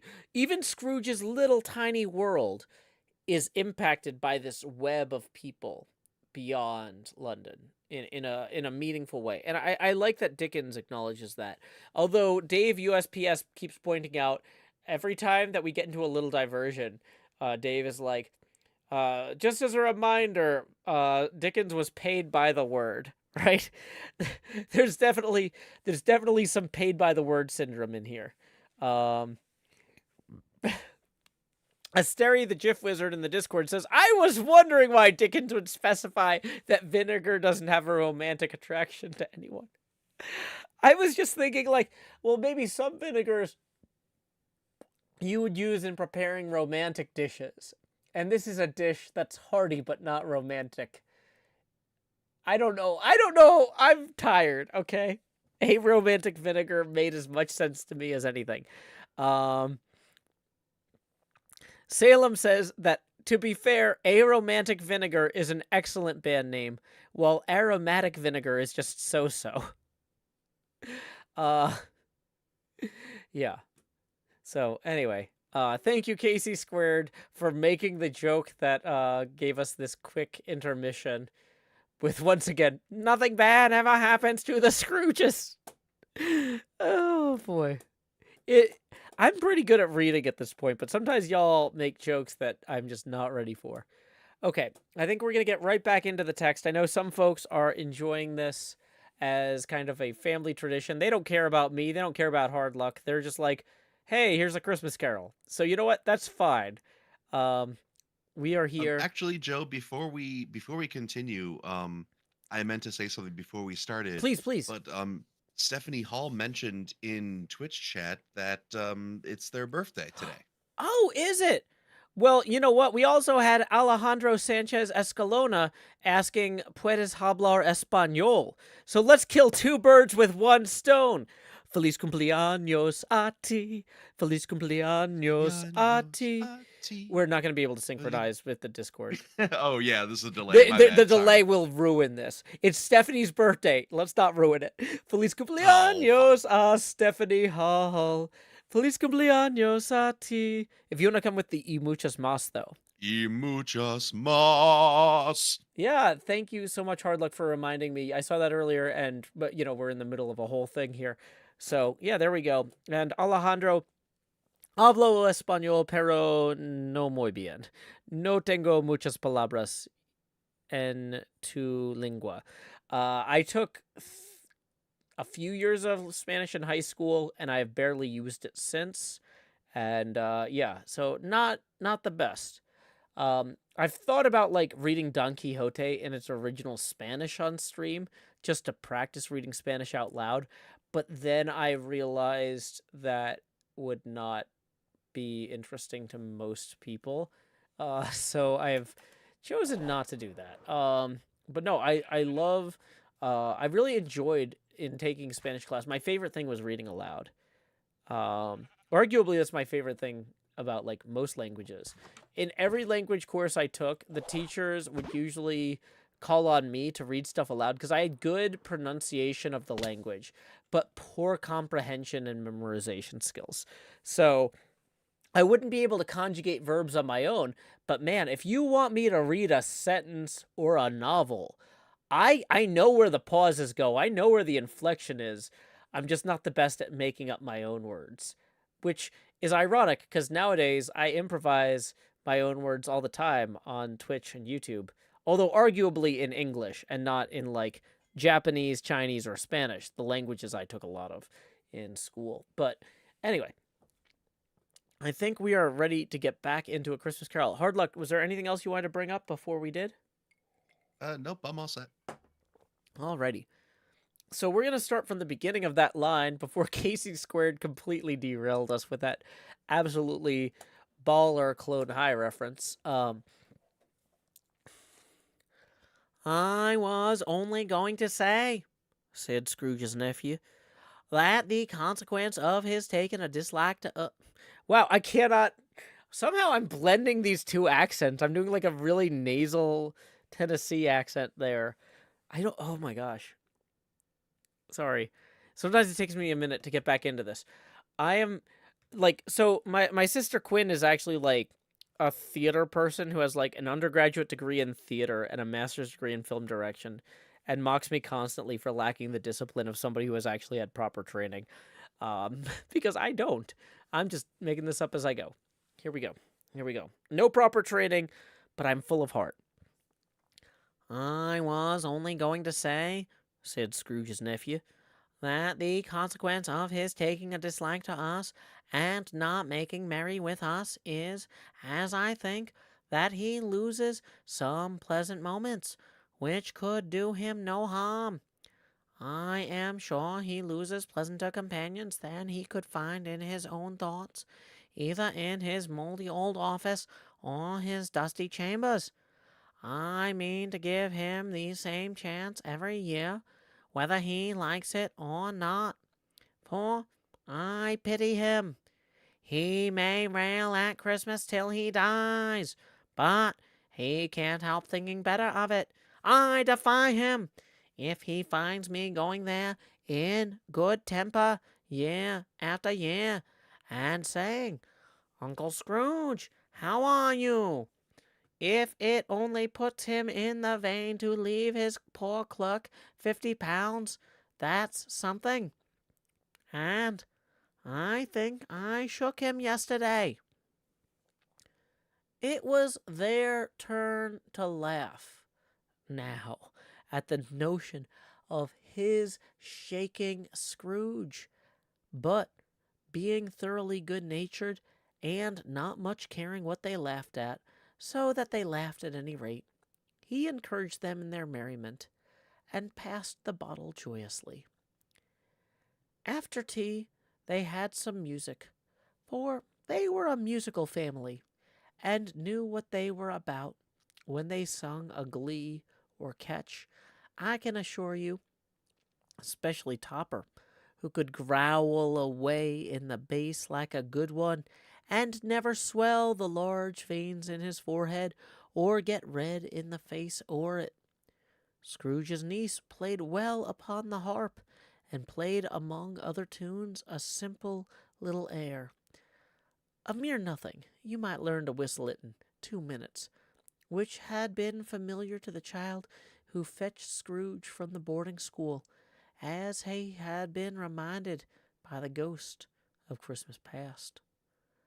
When this strain of music sounded, all the things that ghost had shown him came upon his mind. He softened more and more, and thought that if he could have listened to it often, years ago, he might have cultivated the kindnesses of life for its own happiness with his own hands, without resorting to the sexton's spade that buried Jacob Marley. But they didn't devote the whole evening to music. After a while, they played at forfeits, for it's good to be children sometimes, and never better than at Christmas, when its mighty founder was a child himself. Stop! There was first a game at Blind Man's Bluff. Of course there was. And I no more believe Topper was really blind than I believe he had eyes in his boots. My opinion is that it was a done thing between him and Scrooge's nephew, and that the ghost, a Christmas present, knew it. The way he went after that plump sister in the lace tucker was an outrage on the credulity of human nature.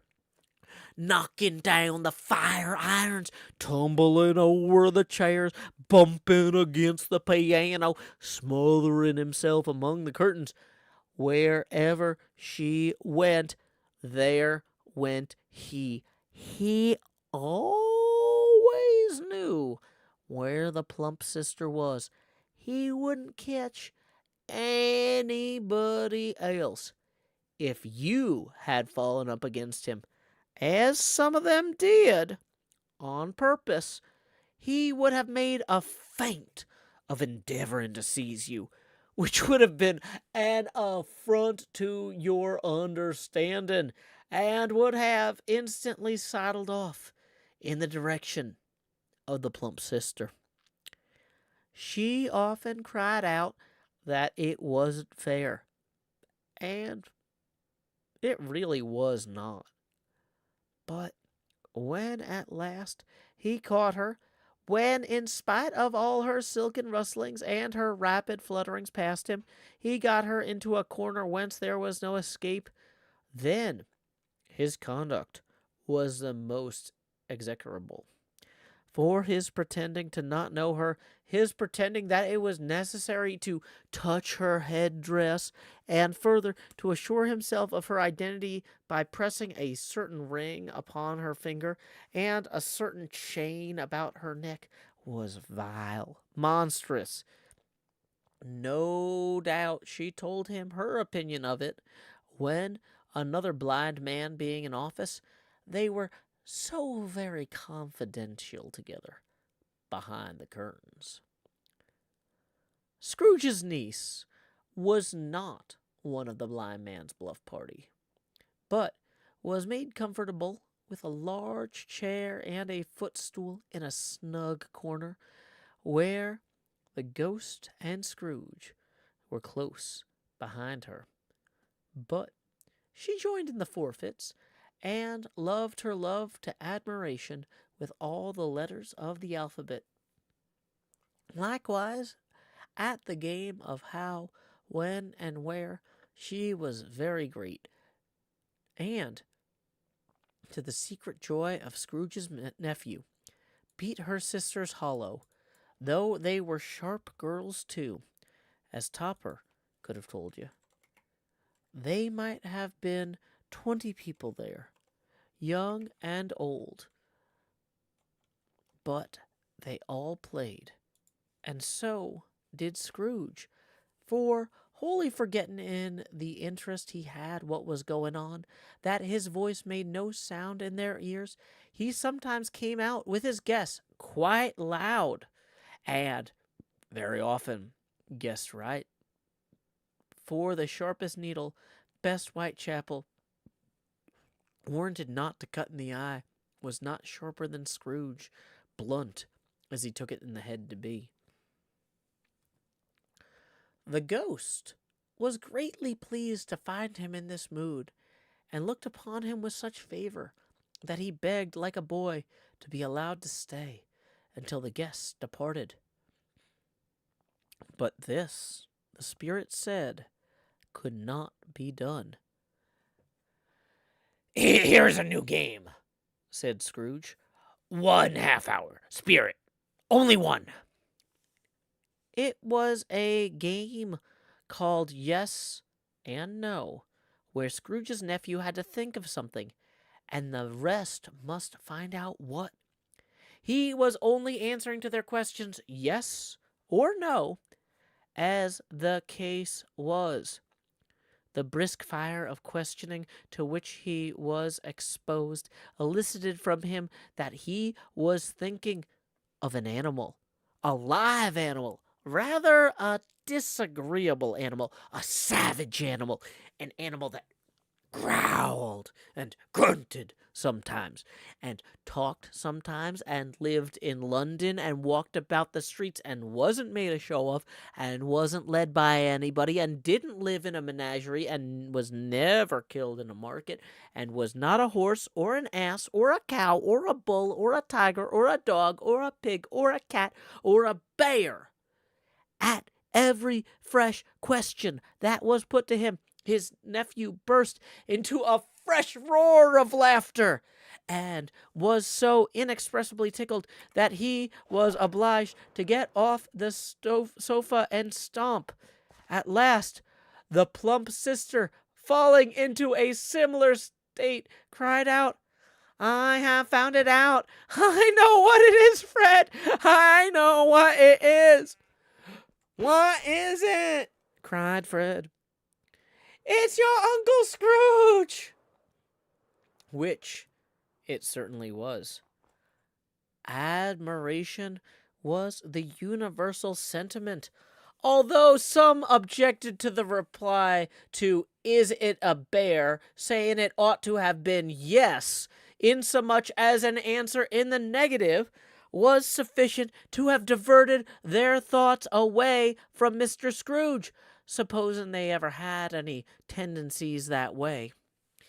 "He has given us plenty of merriment, I am sure," said Fred, "and it would be ungrateful not to drink to his health. Here is a glass of mulled wine ready to our hand at the moment, and I say, Uncle Scrooge!" "Well, Uncle Scrooge!" they cried. "A Merry Christmas and a Happy New Year to the old man, whatever he is," said Scrooge's nephew. "He wouldn't take it from me, but he may have it nevertheless. Uncle Scrooge!" Uncle Scrooge had imperceptibly become so gay and light of heart that he would have pledged the unconscious company in return, and thanked them in an inaudible speech if the ghost had given them time. But the whole scene passed off in the breath of the last word spoken by the nephew, and he and the spirit were again upon their travels. Much they saw, and far they went, and many homes they visited, but always with a happy end. The spirit stood beside sick beds, and they were cheerful. On foreign lands, and they were close at home by struggling men, and they were patient in their greater hope by poverty, and it was rich. In almshouse, hospital, and jail, in misery's every refuge, where vain little man in his brief authority had not made fast the door and barred the spirit out, he left his blessing and taught Scrooge his precepts. It was a long night, if it were only a night, but Scrooge had his doubts of this, because the Christmas holidays appeared to be condensed into the space of time they passed together. It was strange, too, that while Scrooge remained unaltered in his outward form, the ghost grew older, clearly older.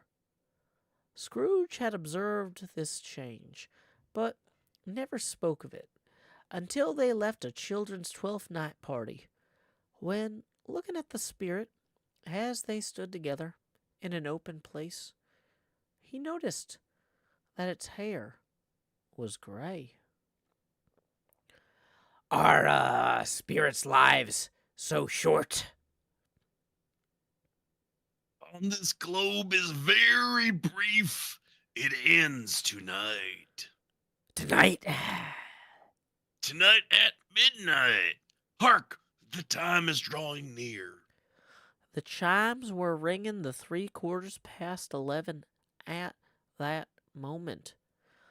Forgive me if I am not justified in what I ask, said Scrooge, looking intently at the spirit's robe. but I see something strange and not belonging to yourself protruding from your skirts. Is it a foot or a claw? It might be a claw, for the flesh there is upon it. Look here. From the foldings of its robe, it brought two children, wretched, abject, frightful, hideous, miserable.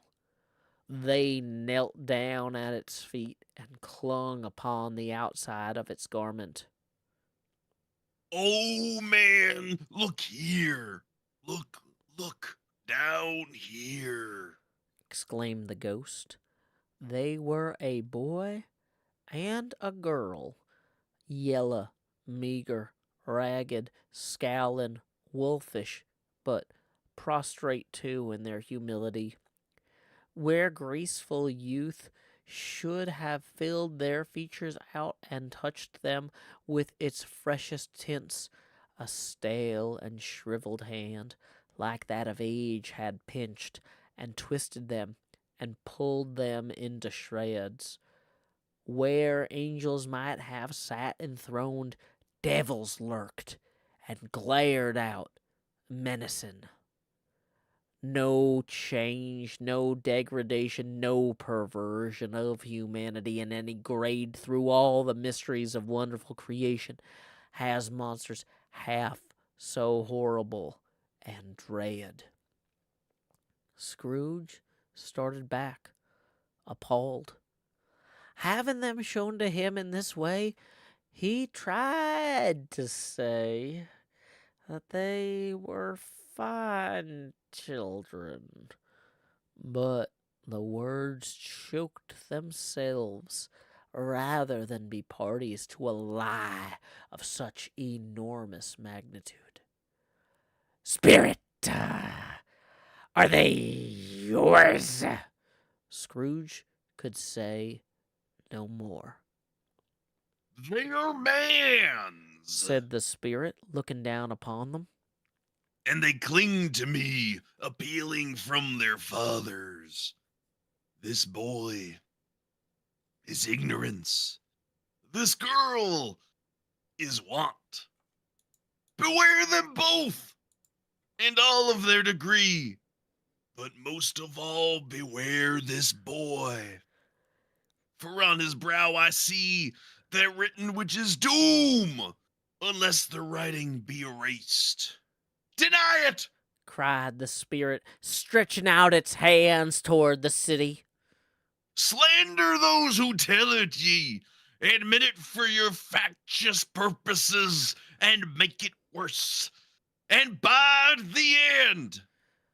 Have they no refuge or resource? Are there no prisons? Said the spirit, turning on him for the last time with his own words. Are there no workhouses? The bell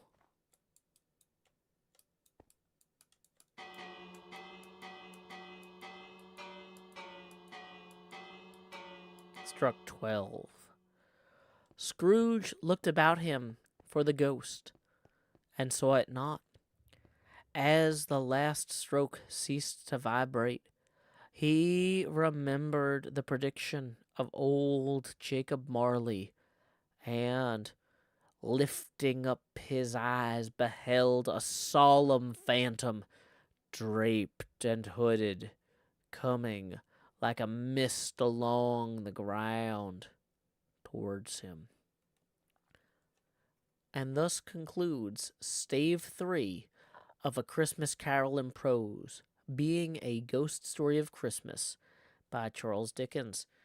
Thank you so much, Mr. Hardluck, for an amazing performance as a Ghost of Christmas Present. Oh, thank you. Thank you so much for having me on here to do this once again. It's a fun thing to do, and I was very happy when you told me that you were going to be bringing in an extended cast again. I'm like, ooh, can I do it again? Can I do it again? Can I do it again? It's been so fun having extra folks in this year. Last year we kind of did a much smaller cast than we had previously. But yeah, this is Hardluck's second time. Well, just out of curiosity, was there anything that you felt like coming back to the role, you were like, oh, I realized the first time I should have done this a little differently, or anything like that?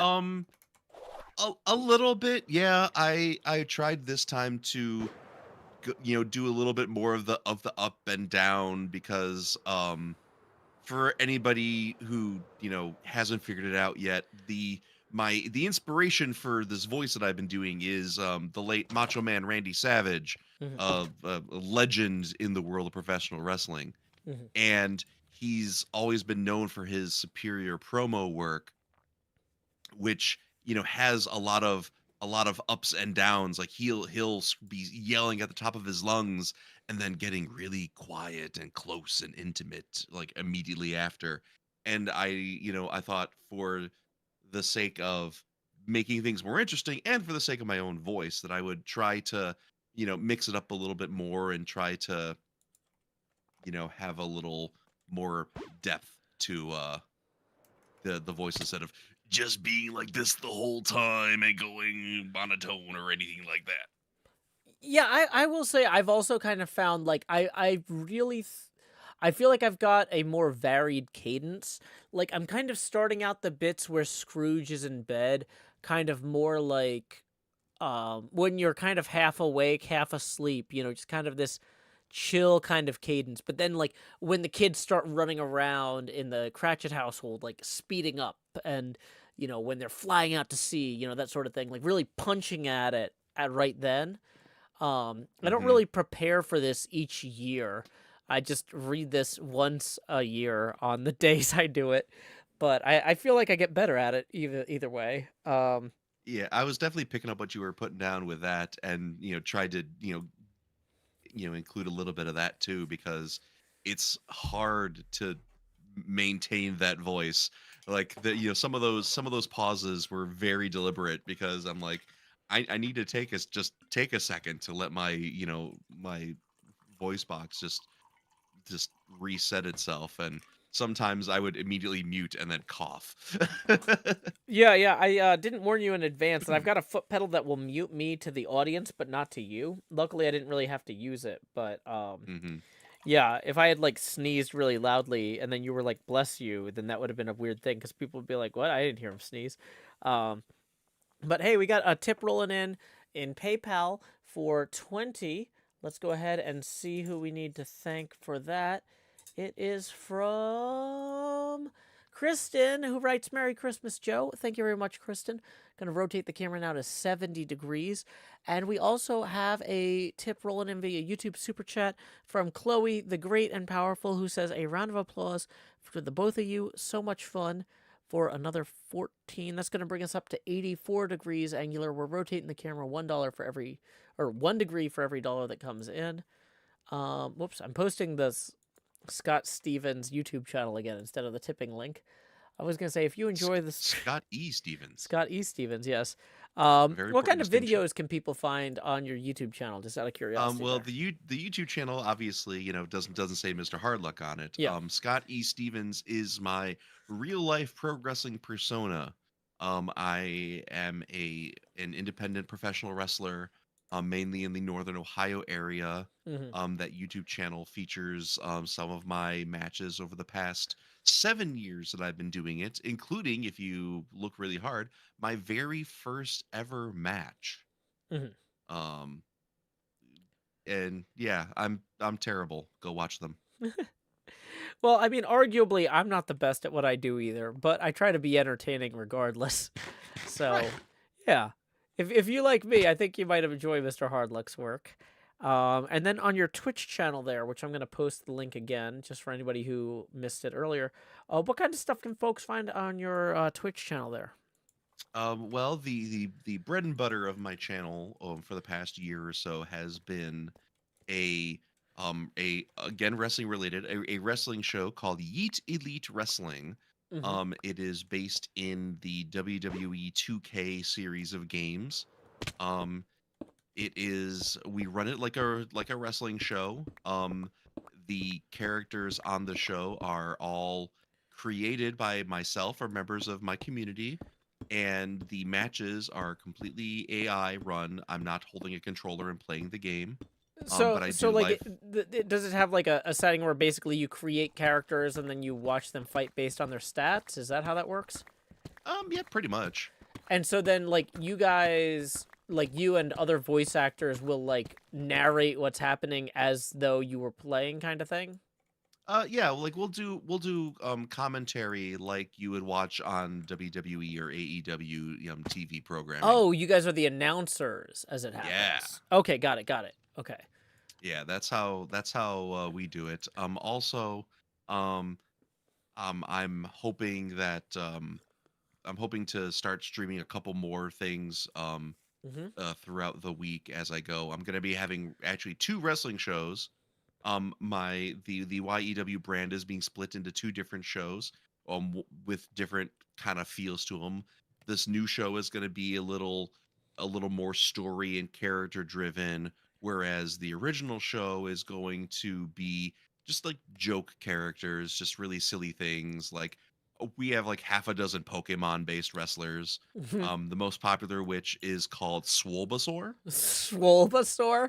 I'm assuming that's a combination of everyone's favorite Pokemon, Bulbasaur, and the word swole, meaning like buff or well muscled. Yes, very astute. Okay. Yes, he's colored like a Bulbasaur. He's got a Bulbasaur's face, and he's just got a jacked man bod. That's amazing. But yeah, the new show will be more story driven, more role play driven, in encouraging the community to get a little more involved and a little more invested in their characters. Mm-hmm. Um, and then in the meantime, I'm hoping to start playing some games, maybe some games that I get for Christmas or some games that I will get myself after Christmas. Some of which will have like audience participation, like Darkest Dungeon, which has been a popular game for folks to play online. Oh yeah, Queen Dark Lady points out Swolbasaur is Paladin Arcade's favorite character on YEW. Yeah, I was gonna say Paladin Arcade runs Pinball FX streams. Have you thought about doing any of those? Um, Actually, yeah. I do enjoy Paladin Arcade's streams and Game Club Central streams, Mm-hmm. and I was toying with the idea earlier this year about running Pinball FX3 tournaments like they do. So that might again be in the cards. I'm trying to save up for my very own VPin cabinet. Well, I mean, I will say from a streaming standpoint, you don't necessarily need or want a VPin cabinet. Like, in some ways, streaming Pinball FX3 is easier on a computer than on a VPin. Like, yeah, that's fair. like But I it also definitely want has more of a stage presence, but like, it's harder. Like, yeah. yeah. Oh.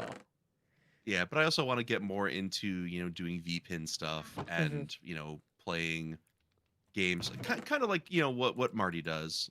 Marty is definitely a big inspiration. So, quick shout out to Game Club Central. Yeah, Game Club Central is who Marty is. I met Marty, and you met Marty as well at Chicago Pinball Expo a few years back. Yeah, that's right. And he's actually only a couple hours drive from me. Oh, really? Where's he Yeah. at? I'm guessing it's public knowledge, but Yeah, I it's just don't know it. it's fairly public knowledge. I'm in the Cleveland area while he's down in around Columbus, in the center of Ohio.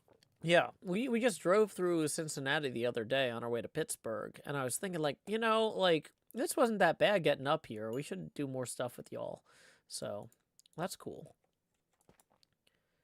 But yeah, so trying to do get my wrestling show streams back up and running again. Mm-hmm. We're taking a bit of a hiatus while I figured out what that brand extension I mentioned was gonna be like. Doing some pinball tournaments and doing some games that might have a bit of audience participation. Mm-hmm. Just trying to find a groove and do a little bit more of it. And who knows? Maybe I'll end up streaming some Minecraft one of these days. I don't know if there's any future in streaming Minecraft, but all the rest of it sounds great. Yeah, I don't know if there's a future. I've never heard of anybody like making a living off of it or anything. Not that I'm trying to. Yeah, no, I wouldn't recommend it. But just it's a great way to burn through your savings. I'll tell you that. Just as a quick reminder, tips are welcome via PayPal.me/Joe Hills and YouTube Super Chat.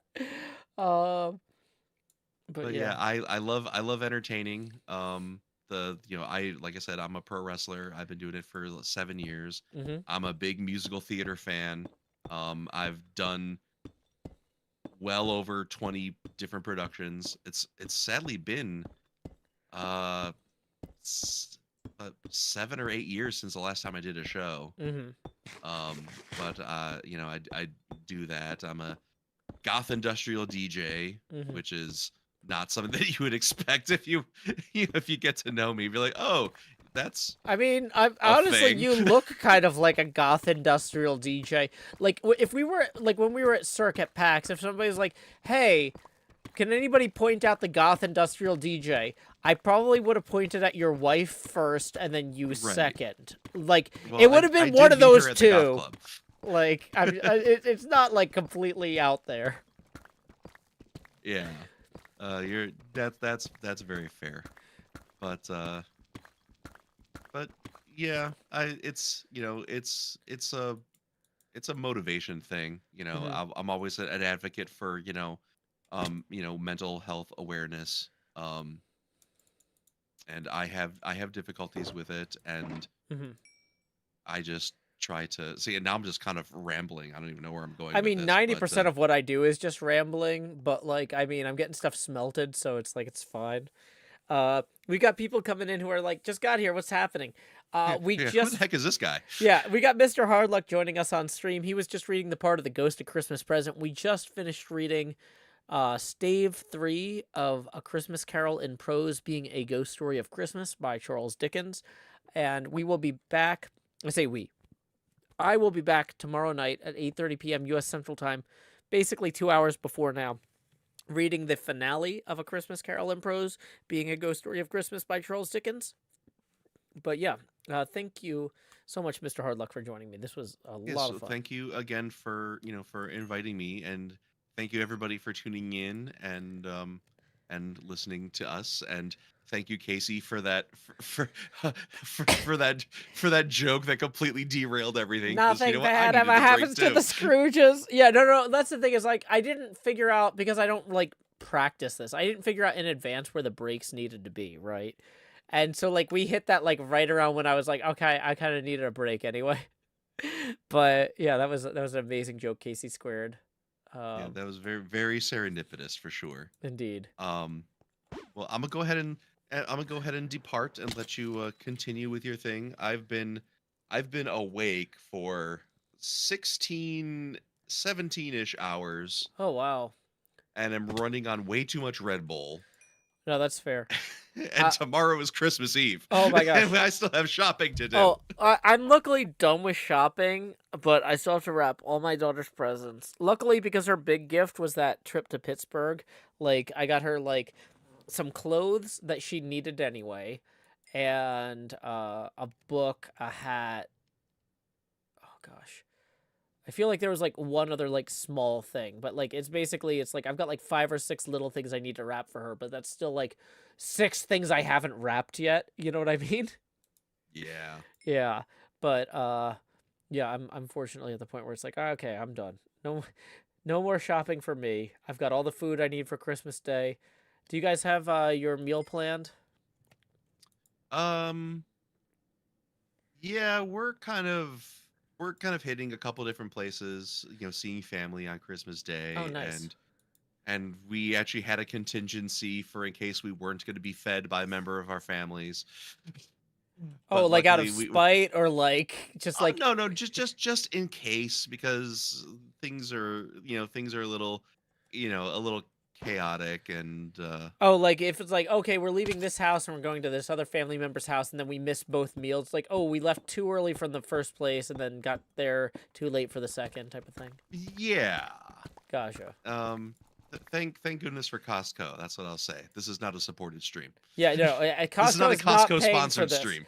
Yeah, no, so far we've had support from Kristen, from Salem, and from Chloe, not from Costco. Get on it, Kirkland. If this is the sort of like Christmas spirit you want to encourage, send us money. That's how this stuff keeps going.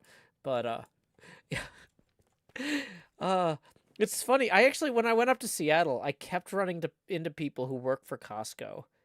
Apparently, like that's like their corporate headquarters or whatever. I was like, yeah, I was thinking of moving up here, and they're like, oh, are you gonna work at Costco? And I'm like, no, why? And they're like, oh, I work at Costco corporate, and that's why most people I meet move up here. And I'm like, I guess that makes sense, but that's like a weird thing to say to a stranger you're talking to at a park. Oh, yeah. When I was up there looking at places to live, though, there was like, I saw on Twitter, they were having like a Bill and Ted Excellent Adventure like meetup. There's like, for all the fans of the Bill and Ted, but it was all people who like worked at this like corporate Costco thing, but then they posted it on Twitter just so it would like be a public event. And I think I was one of the only random strangers that showed up. But Fun fact: 80% of the population of Seattle works at Costco. it wouldn't surprise me based on that Bill and Ted meetup where everybody worked at Costco. But yeah, I mean, it was a good time, but like, that's the thing though. I'd just like to point out to everybody, what we did tonight. This is what we would call like maybe living room theater. You just open up a book and you assign people some roles and you read it. You can just do that. If you want to have a Bill and Ted's Excellent Adventure meetup at a random park, you can just post that on the internet and do it, and Joe Hills might show up. None of these people knew who I was, but yeah, like that's you guys can have the experiences you want to have. You can create opportunities for other people, for strangers. It's the sort of thing that is available as an option to you.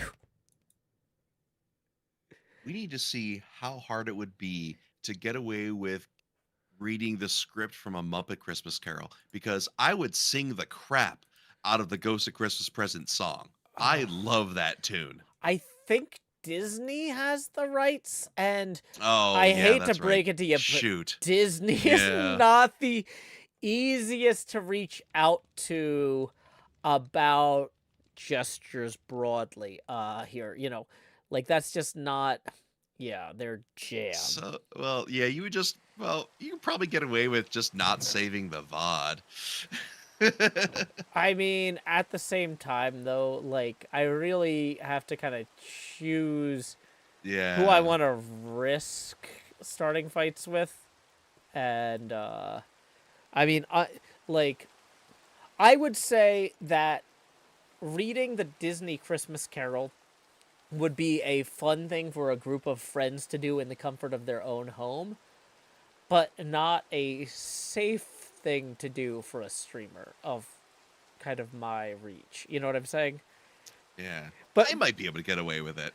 well, but or like here's the other thing though is like next year if Badger is here, because we're doing this immigration thing. My fiance Badger Spanner, we're trying to get here to the United States. Like, you know, if there's a big pinball event up in Cleveland, and then we hang out afterwards and read the Christmas Carol script around a fire in somebody's living room, you know, I think that would be fun for you and Queen Dark Lady and Badger and I and Corinne and Quinn. That would be great for all of us. But like, it's not necessarily the sort of thing that we need to broadcast. That's something we could just enjoy quietly ourselves, you know? Sure. So, yeah, not everything has to be streamed. And I say this as somebody who streams a lot of stuff.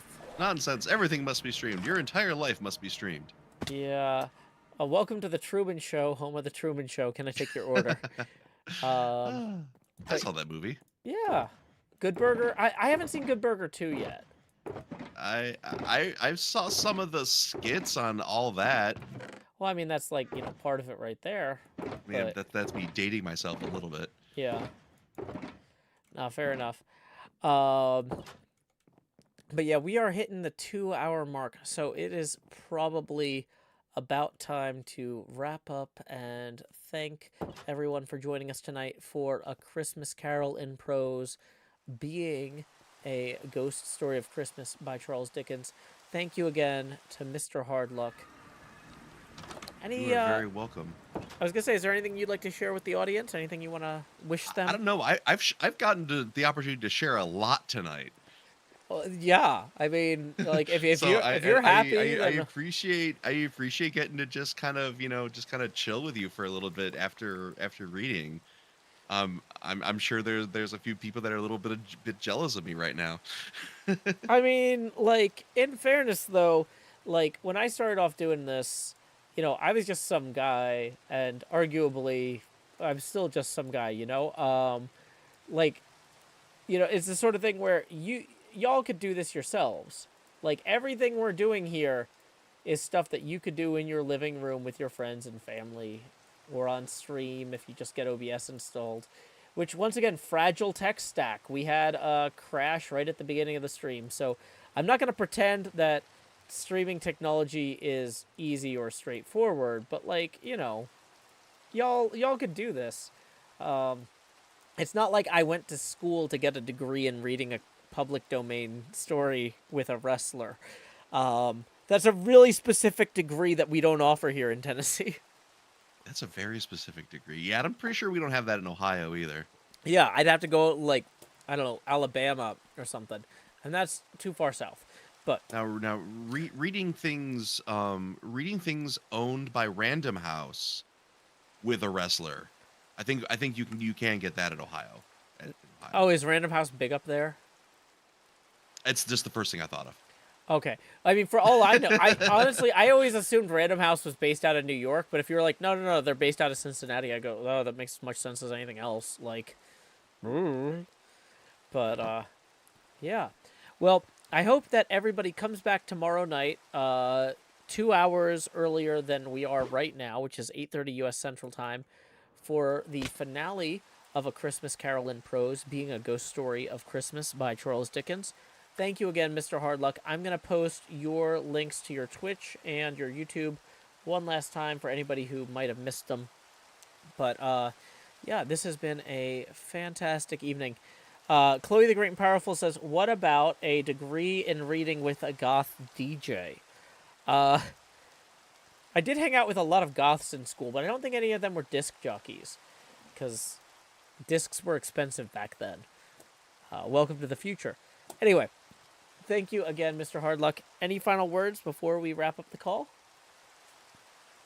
Well, as a wrestler, I'm the classiest man in the multiverse, and I usually tell people to stay classy. Well, there you go. Well, I'm going to go ahead and I'm going to link twitch.tv/iJevin And I'm going to tell people that when we get over there, our raid message is, howdy, y'all. Joe Hills raid here.